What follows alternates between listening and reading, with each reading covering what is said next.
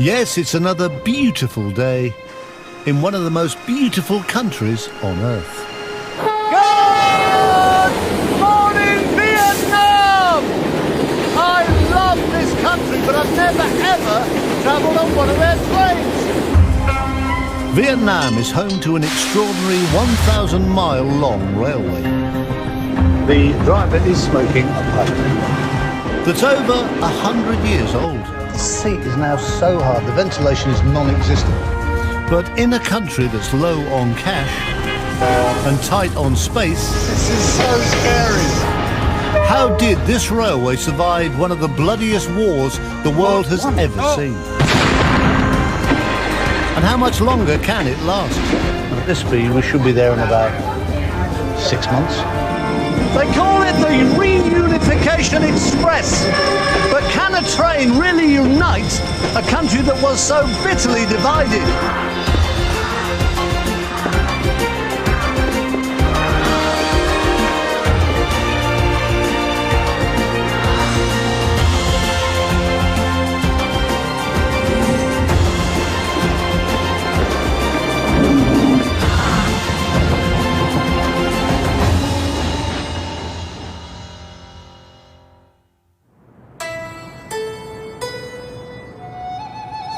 My journey begins in Ho Chi Minh City.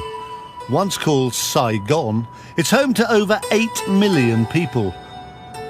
And they all seem to be out on the streets this morning. I'm trying to get across Ho Chi Minh City in the rush hour to catch a train. I've never ever been in traffic like this in my life. It's just a complete free-for-all. They don't stop for anything. Zebra crossings, just having a laugh. This is no system. Oh, stop tooting.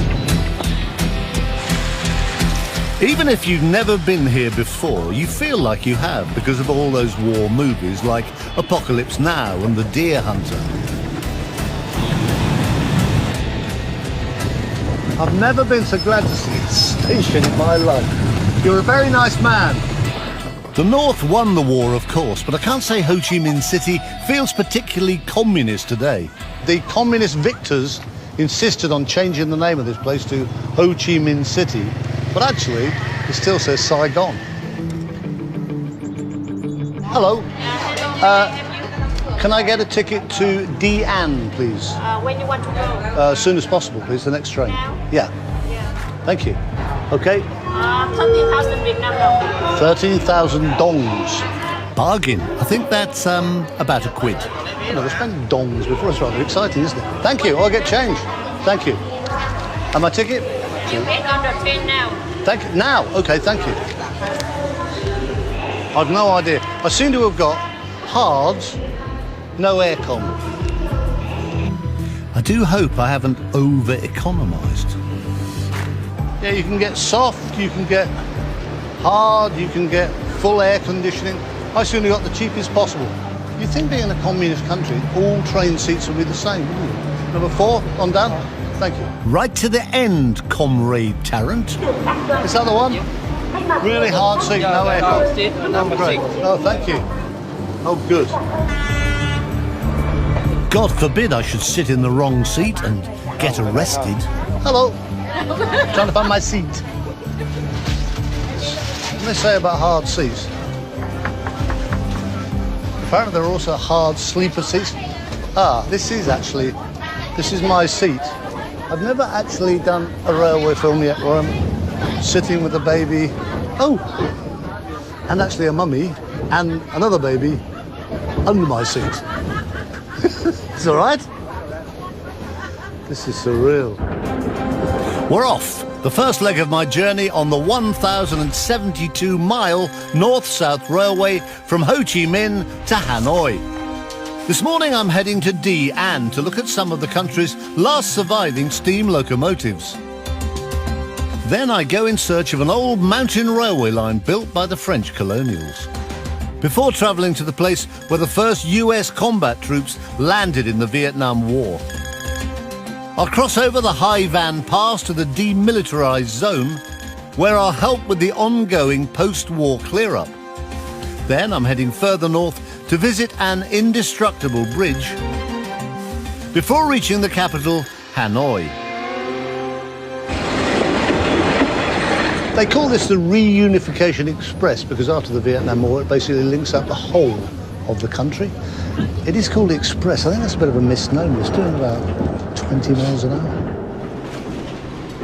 Construction of the line began in 1899 when Vietnam was a French colony. The French were here for over 60 years, so I'm keen to see what mark they've left on the railway. So far, it doesn't look as though much has changed in a very long time, including the third-class carriages. They really are so hard.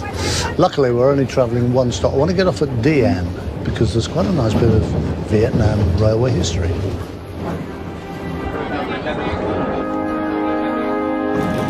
And here we are. Did I mention it's the rainy season? Somewhere here I'm going to meet a guy who's created his own monster task for himself. He's going to build his own steam railway. That's quite wet now. Oh, look at this stuff. Just outside Ho Chi Minh, this is the main railway maintenance depot in South Vietnam. It's also home to some of the country's last surviving steam locomotives, which a team led by New Zealand entrepreneur Mike Gebbe is working hard to restore.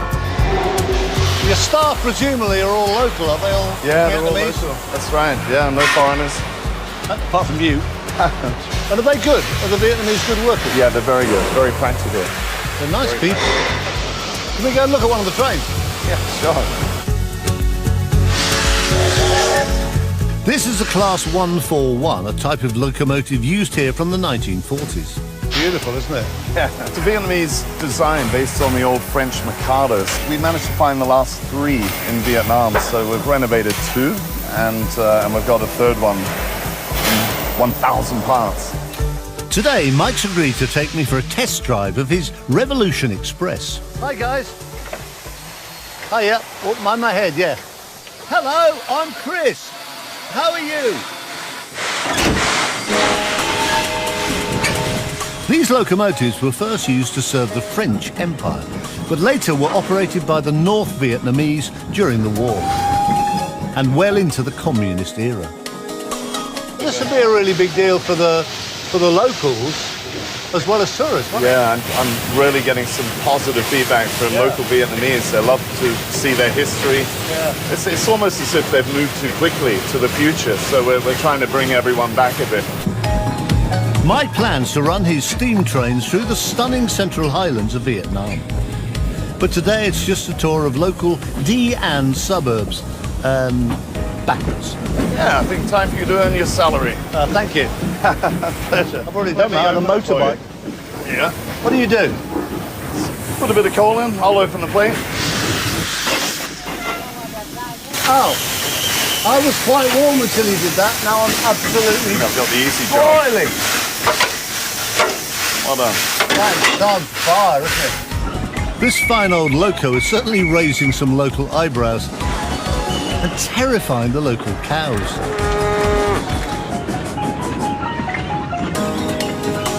It's really, everybody comes out. I suppose most of them have never seen a steam train, have they? No, They all wave. the young ones for certain. Yeah, that's amazing. It's just fantastic. Hey, listen, the very best. I'd love to come back when it's working. I'd love to. It's been great to have you on board. Good fun. I think this actually goes faster than the Reunification Express. I certainly hope so. A few shoveling.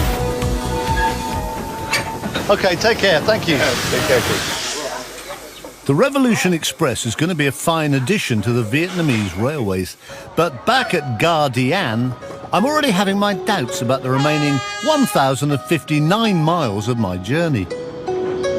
It sounds very grand, but already I'm not very keen to get back on the Reunification Express and those lovely bone-hard seats. At least this time I've splashed out on a hard seat with aircon, if I can find it. And it's right up the end of this carriage, which is the bar. Oh, good. Dear, oh dear. They look a bit loud. Hello. Hello. Hello. about the reunification railway. I think this is going to be the intoxication railway.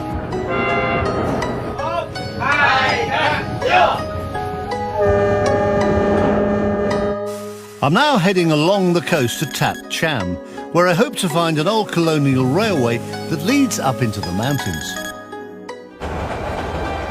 I think I've worked out why this train is travelling at the speed of a tortoise. It's a really old, bumpy, single track.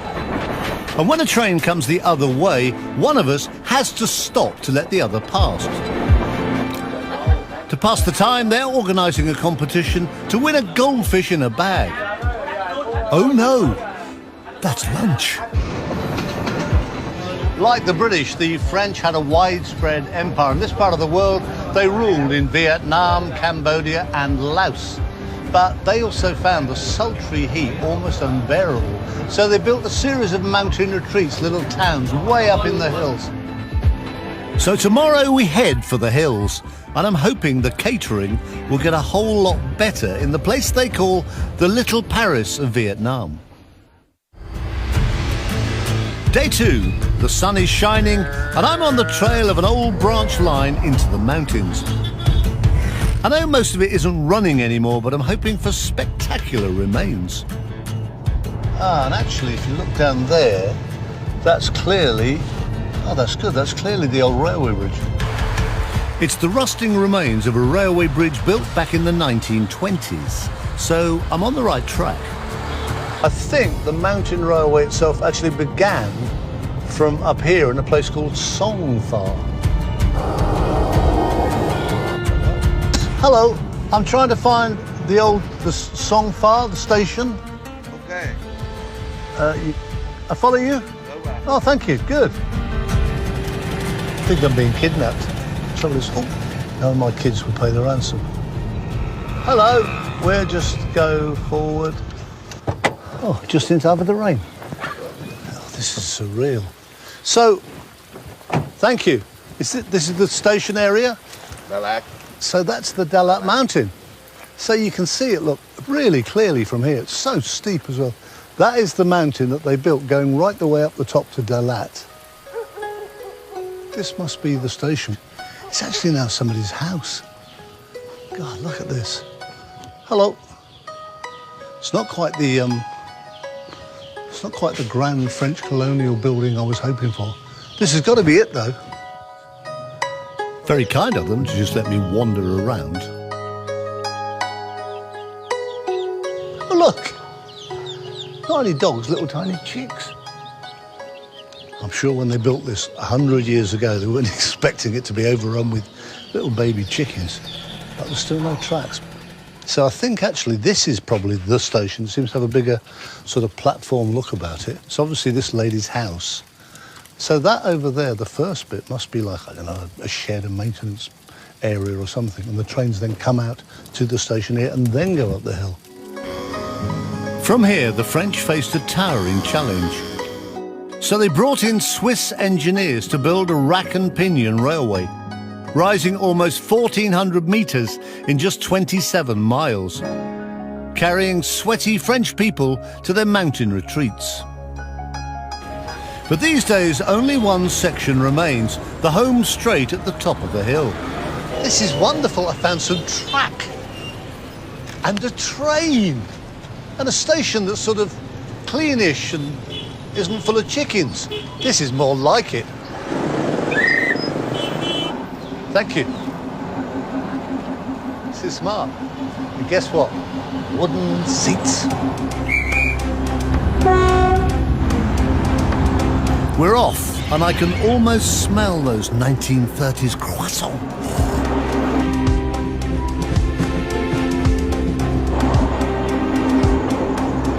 It's quite cute, this train, but it's diesel. I was kind of hoping for steam. But there's no rack and pinion, it's just an ordinary track. We're passing through rich farmland, but if you were hoping for vistas of sun-drenched paddy fields, sorry. This area is really famous for producing vegetables and plants. And all the way around us you can see all sorts of flowers, all sorts of veg growing, mainly undercover, obviously, because of the climate. Finally, we're entering the city of Dar Lat and its 1938 Art Deco station. So this is Dar Lat. It's rather nice, actually. Very clean, beautifully painted. Much cooler. Probably 15 degrees cooler than when we were down at the bottom. This is nice. The big sign here, Cog Railway. There's an old locomotive here. But this is obviously the only bit left of the old Cog Railway track. From 1907, the French built hotels, grand colonial houses, and even a mini Eiffel Tower radio mast. During World War II, as the capital of French Indochina, it became known as Petit Paris. And I found a lovely old cafe. Why is it even when I come into a little cafe, I still get a hard wooden seat? This is rather nice. French cafe, very French. Vin rouge, baguette. The French influences felt all over Vietnam, but after independence, it all descended a bit into chaos. And the Geneva Conference in 1954 divided the country into two. The North became communist and the South pro-West. But Ho Chi Minh wanted the whole country, the whole of Vietnam, to be communist. And this was a nightmare prospect for the South Vietnamese, but also particularly for their number one ally, the Americans. Tomorrow I'm heading back to the coast, and the place where the mess left behind by the French became an unwinnable American war.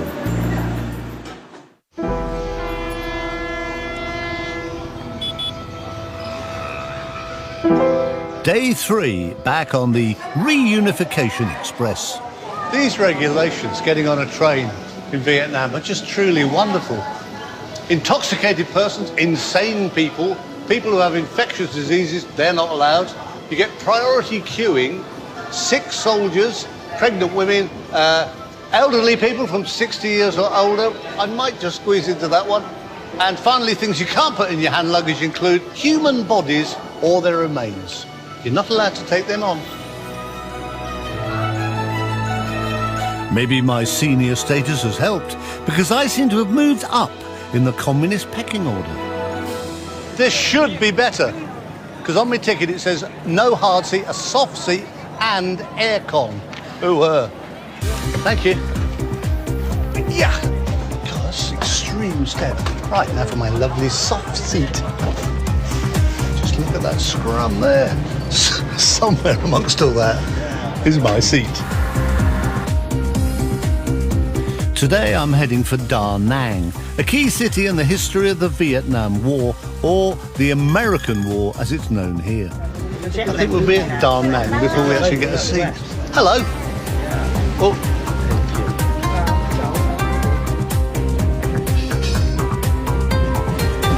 Hello. Right, now I can settle. This is good. Cosy, aircon. We've even got a plug for electricity. It's good.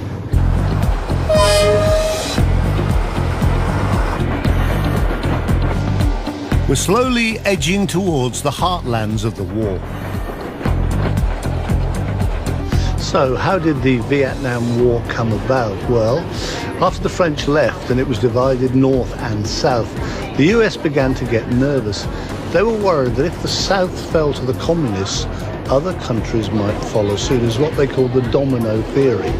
From the 1950s, American support for the French-backed South gradually escalated, with so-called military advisors, and then air support, until finally in 1965, the first US Marines landed at Da Nang Beach, where tomorrow I'm going to meet an American veteran who is still living in Vietnam.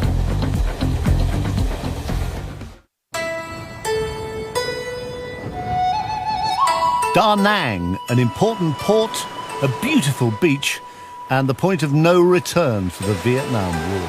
The first American troops landed here on the 8th of March 1965.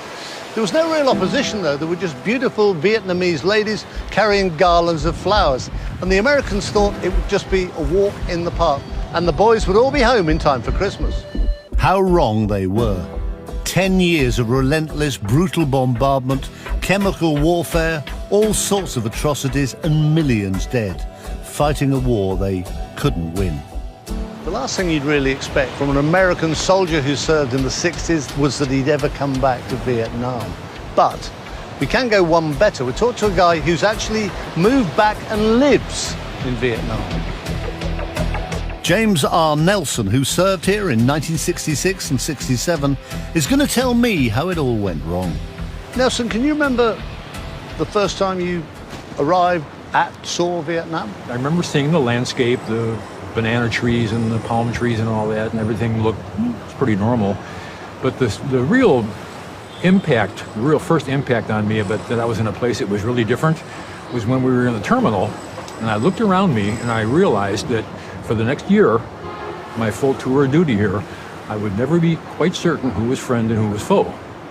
Did you get a sense, even the short time you were here, that the American bombing, etc., was kind of excessive? Well, sure, although it got a lot more excessive after I left. That's when things really changed from an ordinary nasty war to a bizarre and almost insane war. I'm sure no one ever thought we'd be here as long as we were. What do you think was the worst thing that the Americans did during the war? I think it was the Agent Orange. Really? Agent Orange was used as a defoliant to destroy jungle where the Viet Cong were hiding. It's still causing birth defects and disabilities 50 years on. What do you think the Vietnamese think about Americans now? Do you think they forgive? I do, yep. And on all sides. Thank you. Good luck. Thank you, Chris. Vietnam does feel like it's moving on. And so am I, back to the station. Vietnamese railways seem seriously short of cash, and accidents are common. So as I embark on the most dangerous stretch of track in the whole country, I've blagged a seat up front with the driver. Hopefully a nice soft seat with a good safety belt. It's another hard chair. Ah, apparently not. Yeah. Thank you. That was me thinking I got away from wooden chairs, and here we are again. Better view, though.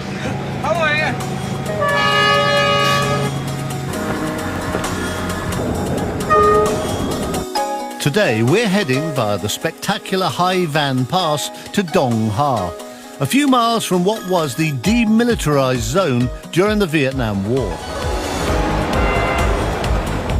Up ahead, the Hai Van Pass is a dangerous accident black spot. Thank you. Thank you very much.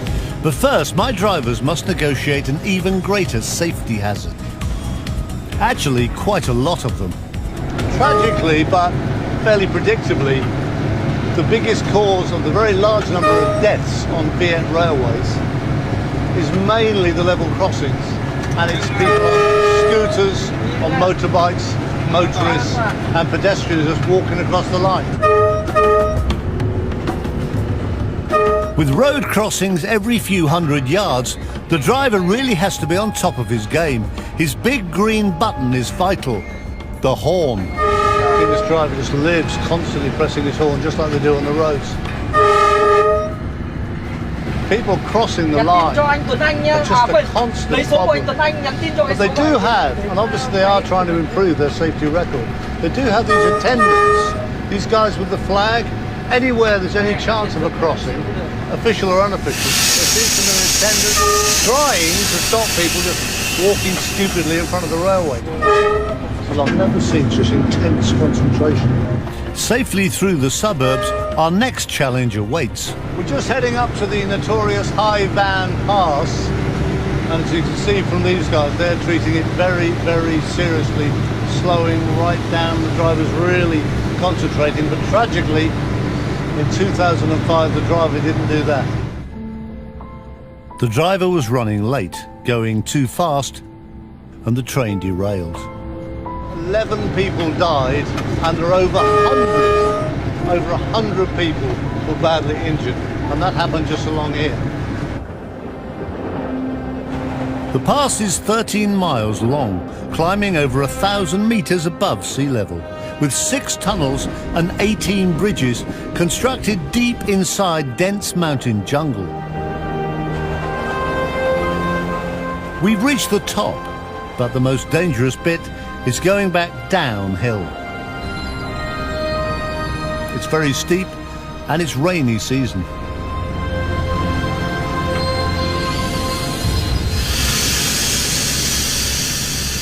What are the biggest problems for you driving trains on these roads? Dự án rừng toàn cầu là khó nhất. Đèo dốc cao nên là rất nguy hiểm. Safely down and through the pass, my driver has a well-earned celebration. Here's me talking about health and safety. The driver is smoking a pipe. One more level crossing to negotiate, and we've made it safely to Dong Ha.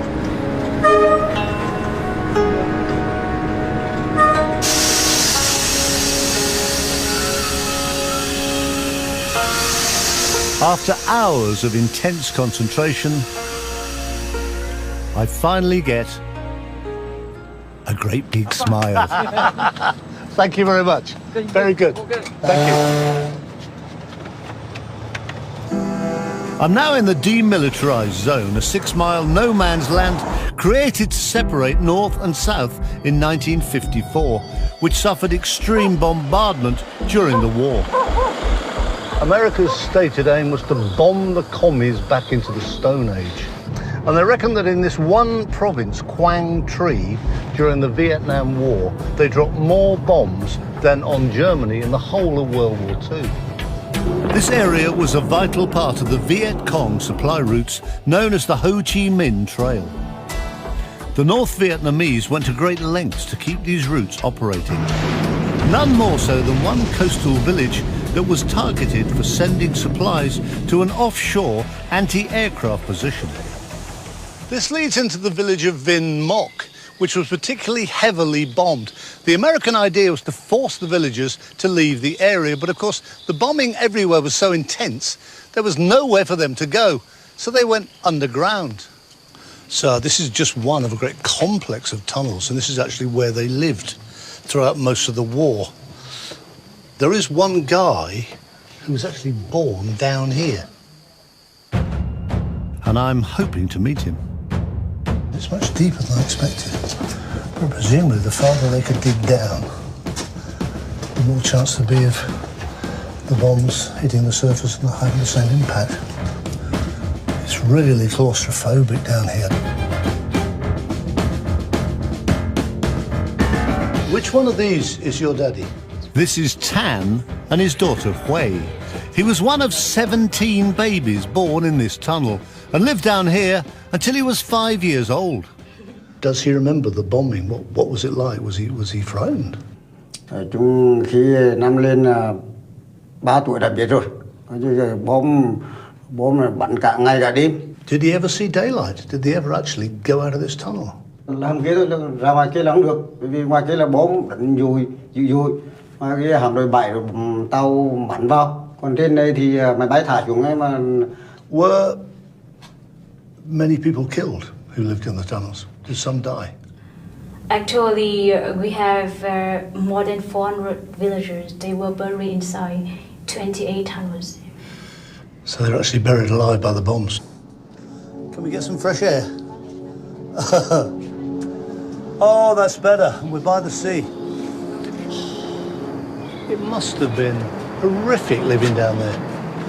Oh, thank you. Can you ask your father, did they realise when they came out, did they realise it was the end of the war was over? Vì ra khỏi địa đạo là khi đó là biết là chiến tranh kết thúc, vì lúc đó là không có một tiếng bom đạn nào hết, thì tiếng máy bay cũng không có luôn. Đó, nên mình ra khỏi đảo thì không khí thoải mái, mình nhà nên mình chạy quấn lăng là ngõ xóm mình đi chơi. For Tan and the people of the DMZ, the war may have been over, but the killing didn't stop. More than 40,000 Vietnamese have been killed by unexploded bombs since 1975. I'm in. Chris, how are you? Yeah, I'm fine. Thank And today I'm going to lend a hand with the ongoing clean-up operation. I must say I'm a little nervous. Oh, what's this? Yeah, bomb crater. That's a bomb crater. Yeah, big bomb about the bomb 500 pound. Huge bomb. Yeah. You sure there's not another bomb? Yeah. This is all clear? Yeah. You promised me? Yeah. Why do I trust you, Mick? Yeah. Clearing thousands of unexploded bombs is a slow and dangerous process, but vital in this densely populated country. So where we are now, this is safe, clear, Yeah, and that's 100% safe. yeah, Okay, but over there is unclear. Yeah. That's live, is yeah, it? yeah. You can see our team to clear the land. The first, we use the large loop machine Yeah. to find the signal. Yeah. When they find signal, they put to the red triangle. Yeah, They put a marker. Yeah, a marker. And they back off quick, Yeah, do they? yeah, and then the other person use the volume detector. I didn't know I was signing up for this. You can use one hand. One hand. Yeah. You can.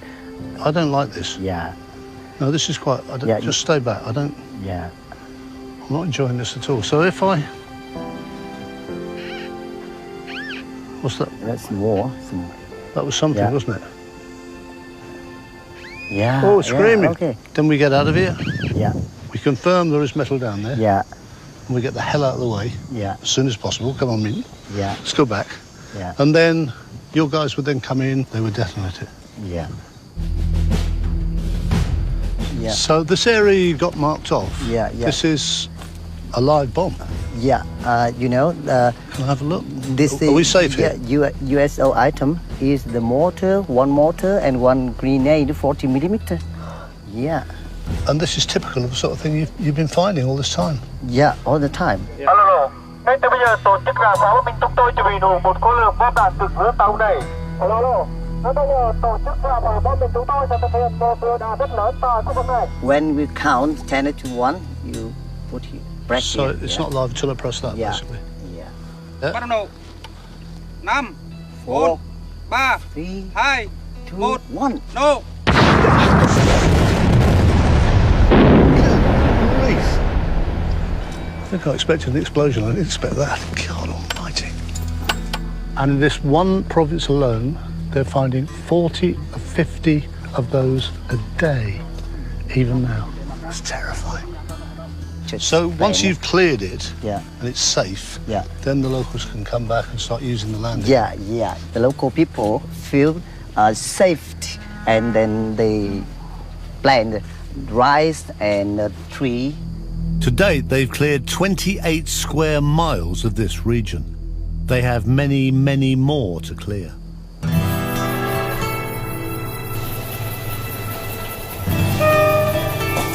Back at the station, once again, I'm boarding the Reunification Express. Tonight, it's the sleeper car for me. Thank you.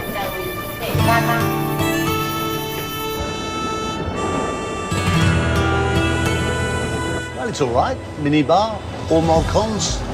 Actually, there's no minibar and there are no mod cons, but there's a sort of softish sort of mattress and a pillow and stuff. So 8 hours before daylight, I'll get my kid up and go to bed. And you're not watching. No, go away.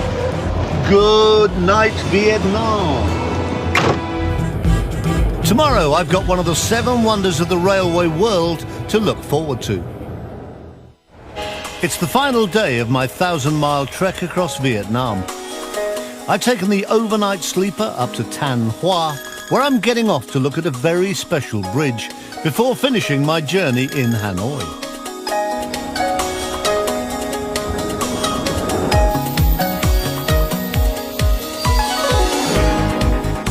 Oh, a little bit draggled.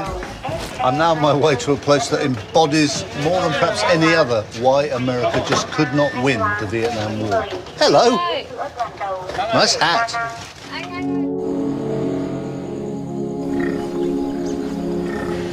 Now, this may look like a pretty ordinary bridge, but I can assure you it is not.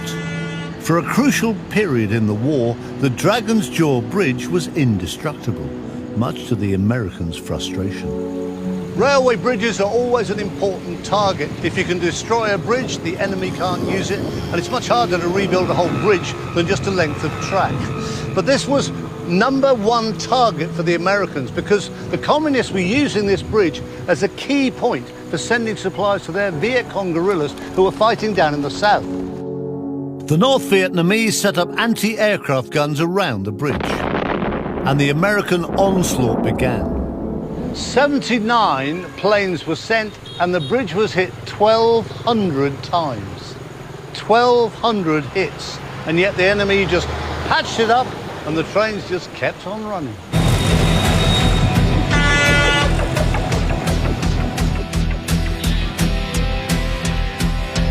The sheer depth and scale of this crater gives you an idea of just how large the bombs must have been that the Americans were dropping. When the air attacks failed, the Americans came up with a Vietnam War equivalent of the Dam Buster's bouncing bomb. A 5,000-pound floating mine with a magnetic detonator that would be triggered when the bomb floated under the bridge. A low-flying Hercules would have come in low, well under the radar, dropped its bombs up there. They would then have floated all the way down here for maybe a quarter of an hour, 20 minutes, until they were right under the bridge.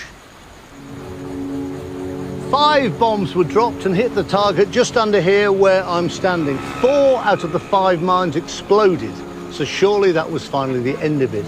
But no, the bridge stayed standing. The next night there was another raid, but a Hercules on a low-level run in was hit and crashed here, and all of the crew were killed.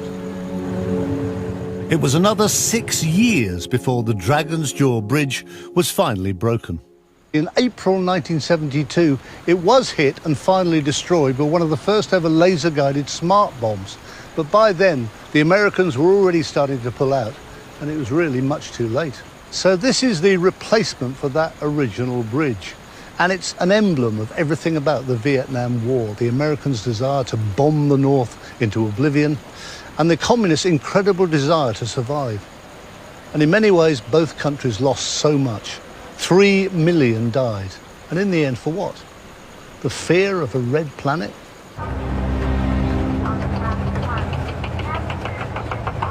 Time to move on.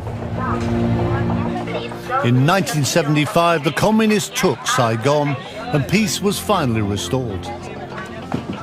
North and South Vietnam ceased to exist once Vietnam became a country again, and bridges like the Dragon's Jaw were quickly rebuilt. The whole war-torn line was restored. Just 1 year later, the railway reopened and was declared the reunification line as a symbol of national unity. It's taken its time, but this train has given me a memorable journey. We're very nearly coming into Hanoi, but I want to jump off one stop early to go and see what some train enthusiasts tell me is the 7th wonder of the railway world. Is it a bridge? Is it a station? No, it's this. I don't know what its real name is, but for fairly obvious reasons, everybody calls this Train Street. The railway lines were built first, and then the company built houses for the railway workers to live in. But why didn't they build the houses just that little bit farther away from the tracks? To find out how the residents cope, I'm talking to this guy who lives at number 24. Hello, I'm Chris. So when you first came here, you're so close to the rails. Were you frightened of being this close to the railway for yourself and your family? Không, trước thì không sợ, quen rồi. Tôi đi làm lâu rồi quen rồi, tôi không sợ gì cả. Would you have preferred it if you lived a bit farther away from the track? Không thấy vẫn thoải mái thôi, sáng ngày vì tôi ở đây nó quen rồi, lâu rồi nó quen. Sáng vẫn thế thôi, không có gì là cái mệt cả. Just check the official timetable. Here it is. I love this. In real blue chalk. See, Hanoi to Ho Chi Minh City. These are the ones. And then Ho Chi Minh City to Hanoi. It does actually mean that there's a train in about 3 or 4 minutes. So we'll go and watch them prepare.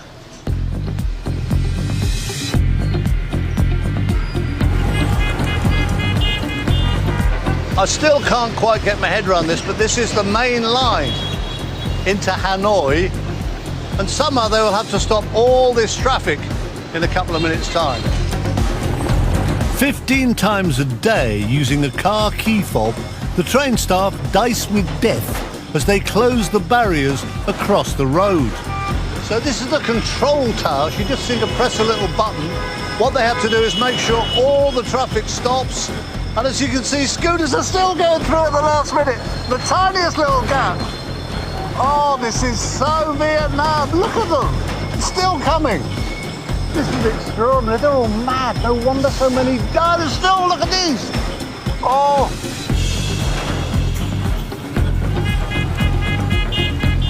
What I'd like to do now is get myself in the position that it would be like if you lived in one of these houses right by the rail. If I stand here,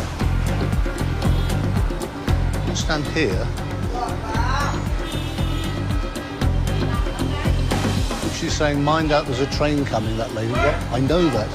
That is horribly close. That is scary. Oh. Just imagine living here and having this every few hours of the day, both ways, and through the night.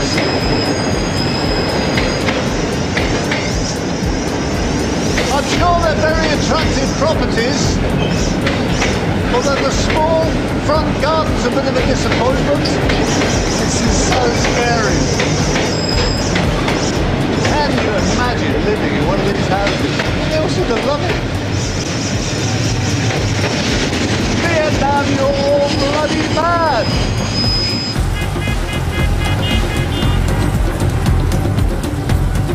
Hello.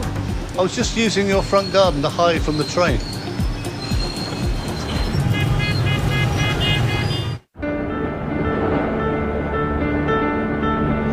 So, back on the train up to Train Street, the final leg to Hanoi. It does get dark very early this time of year.